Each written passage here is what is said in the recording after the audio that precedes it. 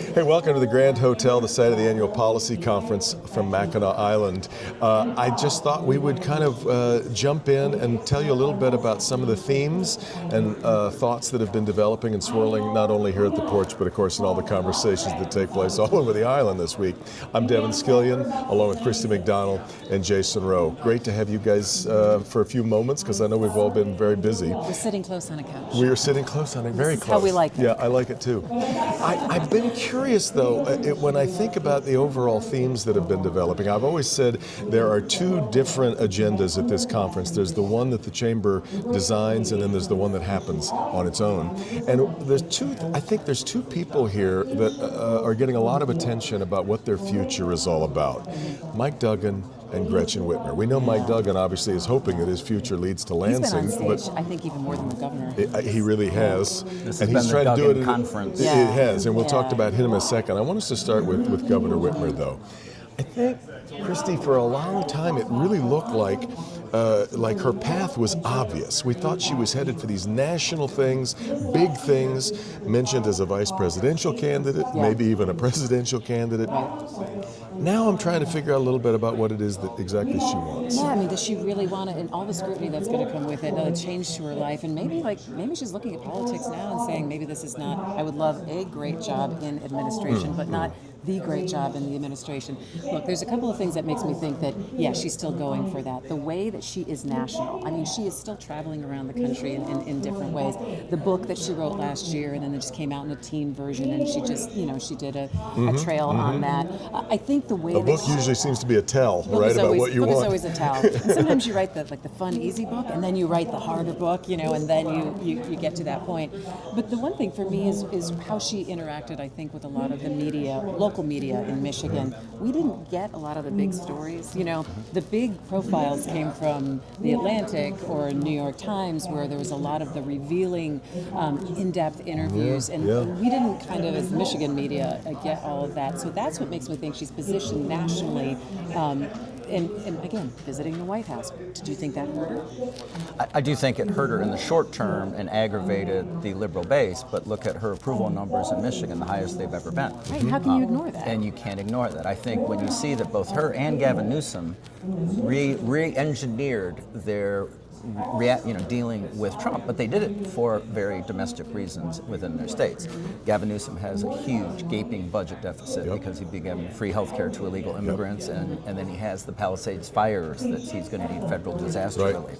And with Governor Whitmer, it's not just Selfridge, but it's the CHIPS Act. There is billions of dollars that should be going to Michigan to develop semiconductor chips and a lot of the things around that. And also wanting an emergency declaration for the ice storm and up here. There's the ice storm, which gets very little coverage now, and people don't realize how impacted this part of the state is.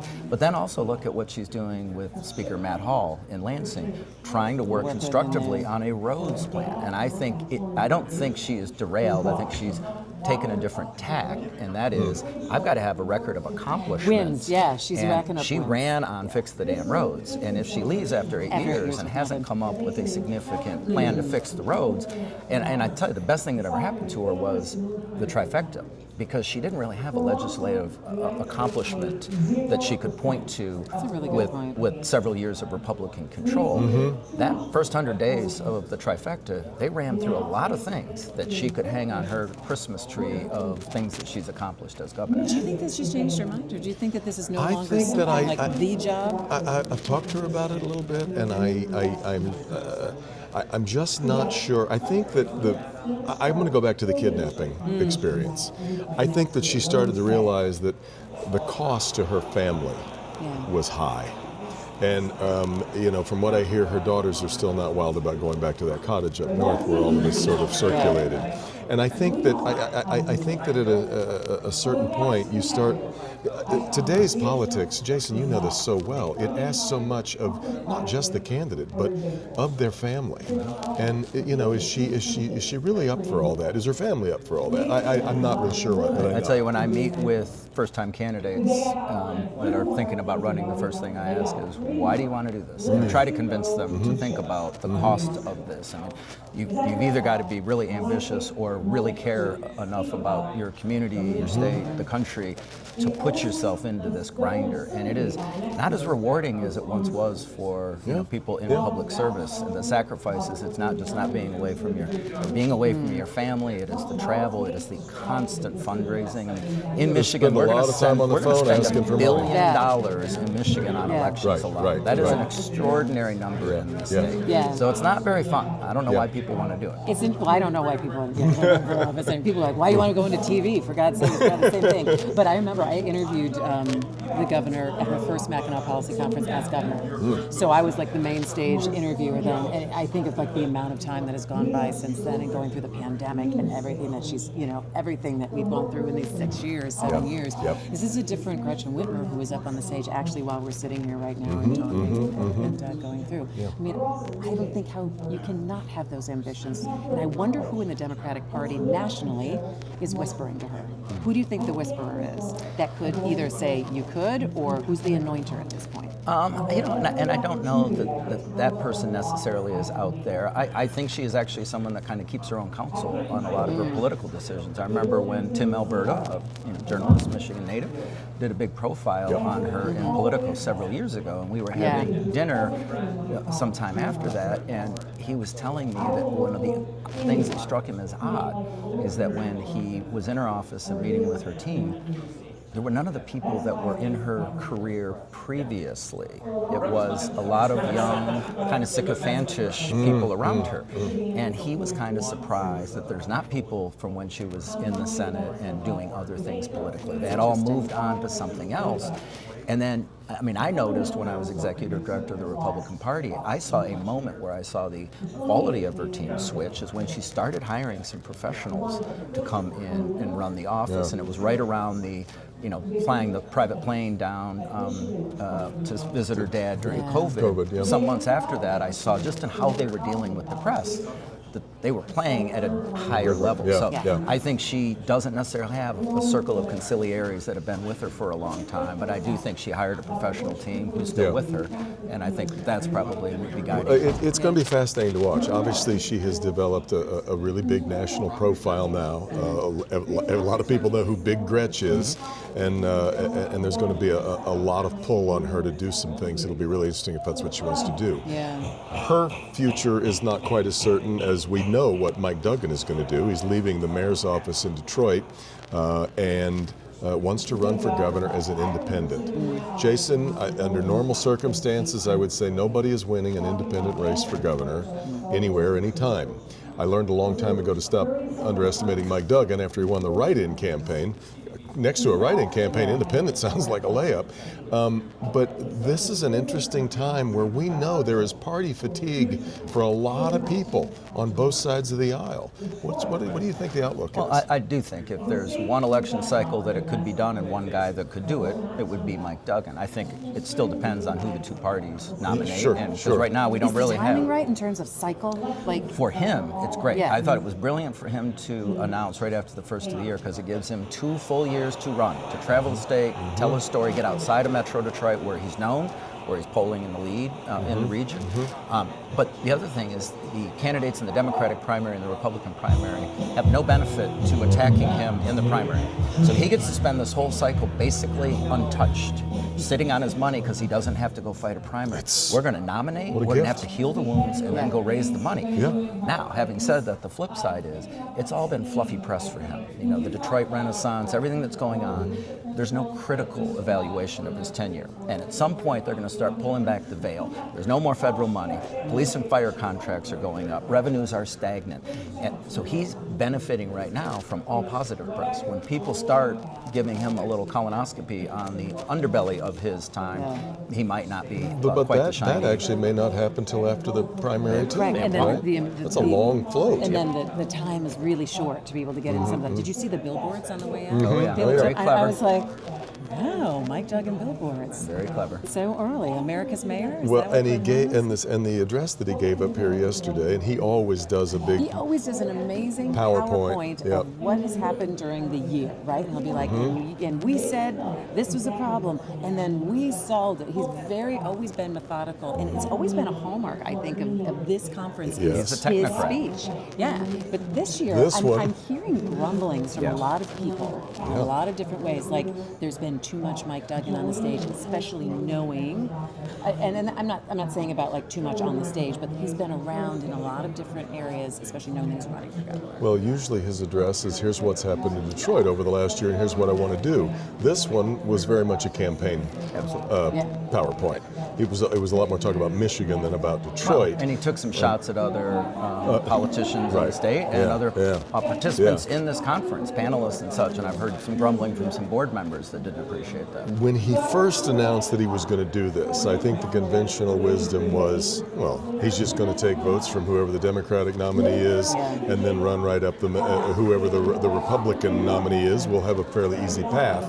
I think that narrative that I'm hearing now, though, Christy, we saw a poll from Richard Zuba where he seemed to be drawing from Republican voters as much as he is Democratic voters. Now, he's still behind, in the overall race. The campaign hasn't really started yet, but I guess that's the question. Can he draw equally from both sides, or does this end up being some sort of Democratic cannibalism? Well, I mean, I think that's interesting. I mean, you can talk to probably a little bit more of polling, but when you look at, is Michigan ready for the line of independence, right? Do they want to fall into that? Like, do you want to put party aside? And it's going to have to come from, like, is it really hardcore, Democrats, really hardcore Republicans? You'll never get them to cross the party line. So how much are we then staring at this little wave in the middle? Will they be enticed to go and vote? Will they want to show up for it? Or is it going to be just the really hardcore on the side? I'm not a big believer that there are many true independents. I think there are people that call themselves independents but always vote Democrat and always vote Republican, and once in a while they'll cross over and we'll call them swing voters. I think the advantage to Republicans that no one's really paying attention to is straight ticket voting, because there are a lot of more Democrats vote straight ticket than Republicans. Right. And a lot of those voters don't even pay attention to the down ballot. They're only really going to vote for the top of the ticket. So if you now have a percentage of Democrats that don't do straight ticket, and because they want to vote for Duggan, maybe they don't vote down ballot, or they at least give Republicans a fighting chance at a couple. So I think from the U.S. Senate down to local office, it could be a 1 to 2 point swing in certain races, just that opening that we don't historically have. Right. Let me ask you, do Republicans like Mike Duggan? Will they enough to cross party for him? I will tell you anecdotally, my non-political friends, and even a few political friends, particularly in suburban, there's not a lot of Republicans in the city of Detroit, so it's a suburb. Yeah. They love him, and it is what they perceive as what he's done in Detroit. They like to go there. I think he's also benefiting from some of the things that aren't really what he did, but are part of the Detroit story. The Tigers, the Lions, the Pistons, the Red Wings on the bubble. But getting the draft, getting some of these high-profile events that draw the attention of the country. And Detroit's always been cool, even when we were in a shitty place. Like, there's a grit to Detroit that is unlike any city in America. And people, I only moved back to Michigan 5 years ago, but when people would find out where I was from, and there was always it was interesting if you were from Detroit. So I think the fact that Detroit got sexy all of a sudden, I think plays into some of the wind at his back right now. I always think, though, that outstate there is Detroit fatigue. Oh, yeah. Whether it's from funding in Lansing or candidates, anything like that. But the last thing that I'll mention on Duggan, though, being able to keep that powder dry through the primary, he is still going to have so much powder, because when you look at the names of the people now that have thrown their support behind him, They've got the money. it's names like Ford. In fact, Bill Ford pitched him here just today. Yeah, I was moderating the session, yes. and he was talking about if Mike Duggan should be the governor, and I did turn and say, Duggan, you're not going to have to pay for that time. Yeah, this was just a little ad. You look at Dan Gilbert. You look at the money that is lining up behind Mike Duggan early. Now, one thing to keep in mind is Duggan himself is not a great fundraiser for the hard dollars that a campaign needs. and TV rates, for your viewers here, when the campaign gets $1 for $1 in spending. When the super PACs come in and spend, they get about 40 cents on the dollar. So 20 million is not 20 million when it is soft money. So he's going to get from a lot of the wealthy business people and interest groups a lot of that soft money, but it doesn't spend as far. So it'll look good on paper, but impactfully it won't get as far reach. The traditional party candidates are going to have their hard dollars, and then they have joint fundraising committees with the parties that they have hard dollar rates that they can get. So money will still be a problem. He'll have a big number on paper when we read, but how it spends is going to be a lot less than it looks. Are you comfortable predicting what the election climate in America will be in the midterms by then? I'm not comfortable predicting what next week will look like. I don't know about you guys. Well, and I've said before, and I've said on Flashpoint earlier in the year, we're in the deconstructing government phase. And I'm less optimistic than I was even a couple weeks ago that it's not going as well as it could have. And when I say deconstructing, we are clearly dismantling government, reimagining what government looks like. And I think Republicans are getting a 6 to 9 month window that the public will tolerate some breaking of glass because they know government's unaccountable, it's dysfunctional, it lacks transparency. But if we go through all that we're going through, and anyone loses their Social Security, Medicare, Medicaid, we're going to have a problem. But if we don't reduce that $1.9 trillion deficit significantly for all that we're going through, why did we do this? We've got a $37 I guess the cynical argument would be so that we could give tax breaks to the wealthy. Well, that would be the cynical argument. I like to be a little more optimistic. Yeah. You guys, thanks. It's been a great chat. Yeah, enjoyed it. Hope you did too. That's it for now from the Grand Hotel on Mackinac Island.